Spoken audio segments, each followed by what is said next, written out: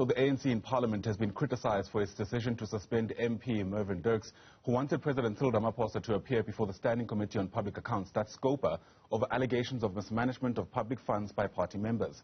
However, Scopa says it refuses to be drawn into political battles within the party, following a series of what they say are baseless speculations on Dirks' precautionary suspension.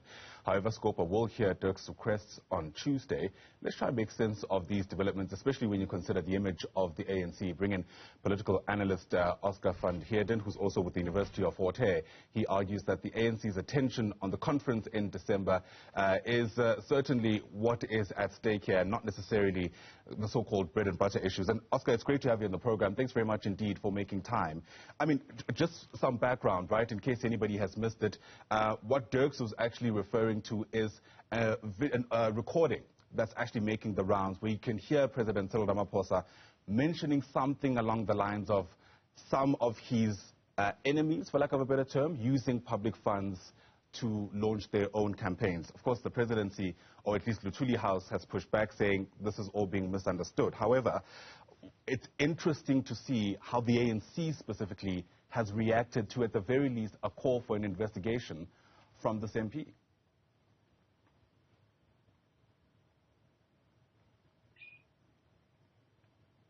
Are you able to hear us, Oscar?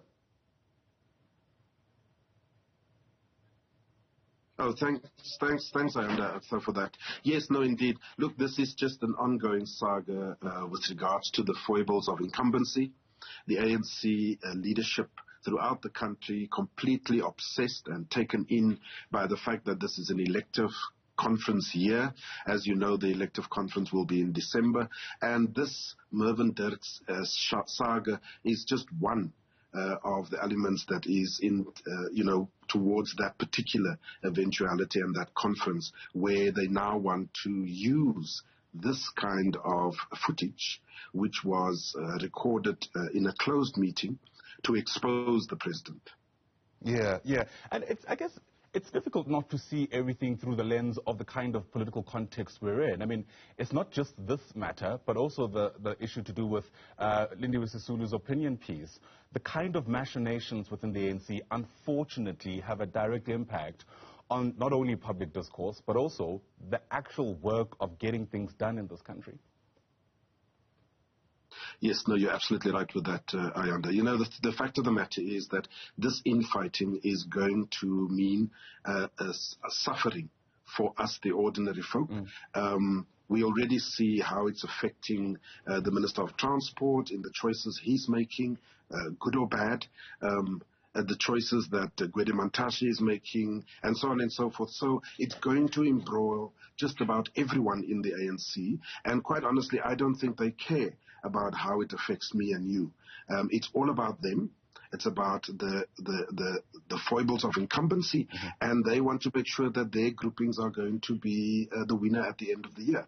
And so, obviously by this time, I would imagine there are those in the ANC that would have wanted the National Prosecuting Authority to have moved with more speed in bringing some of these elements to book. That has not happened. They have now had a new sense of revival as we move towards the provincial conferences of the ANC. And I think that the president is on a back foot, still talking unity, when in fact he is supposed to execute a plan as to how he will retain his second term. Yeah. I wonder what you make of Dirks' decision nonetheless. I mean, here's an individual, many might say perhaps a lone person within the ANC, trying to, I guess, see some kind of accountability take place. That kind of move to call on Scopa to investigate the president, do you reckon it was a wise one, given how easily it is that he could be isolated by the party, a reality that he may well be facing at the moment? Yeah, look, I mean, I think that the truth of the matter is that if we did not know, for example, of Mr. Dirks' association with the RET grouping, then perhaps we could have perhaps assumed that he was doing it from a perspective of wanting to do the right thing. But we do know that Mervyn Dirks has been associated with certain groupings within the ANC. The timing of all of this is suspicious. So I don't think that it is done for altruistic reasons. I think that it is all part of a bigger game about how to embarrass the president and how to expose the president. Yeah. And I guess then what Scopa ought to do becomes an interesting discussion, right? I mean, on the one hand, they too are saying, rightly so, that they don't want to be drawn into the ANC's internal disputes, for lack of a better term. But on the other, if there is an instance where public funds were used for political activities, so to speak, that does need to be probed.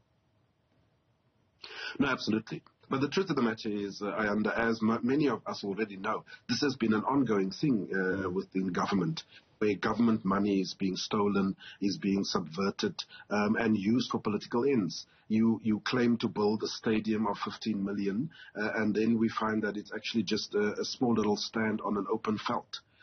Where's the rest of the money? And there's many of these kinds of examples. So for Scopa suddenly also now to want to wake up and suddenly smell the coffee, it's quite surprising that they somehow did not know that this is the kind of thing that has been going on. In fact, we know that as the ANC went to the 2017 conference of Nasrec, this was uppermost in the minds of everyone. How do we stop the rot of those in government stealing money in order to fund their campaigns and so on, and make sure that the wrong people actually occupy leadership positions? So this is not something new. And I think that Scopa needs to do some introspection as to whether they do indeed want to get to the bottom of this, because ultimately it will lead to Parliament wanting to put in a vote of no confidence in the president.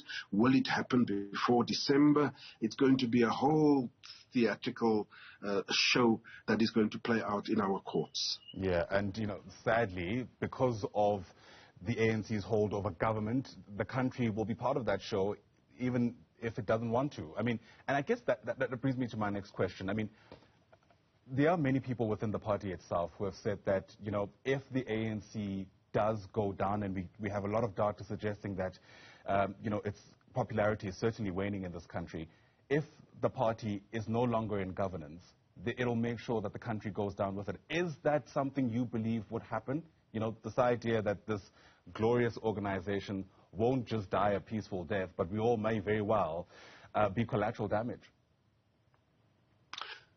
Well, look, you see, there are two schools of thought here. It's not so much that the ANC will deliberately take the country down with it.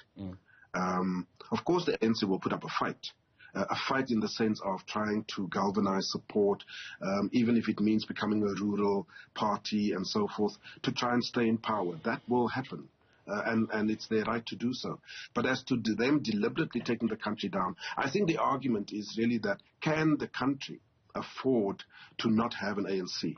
And what is meant by that, when you look at the literature and people's thoughts and so forth, is really about the careful management of the national question in the country, the race question and the class question in the country.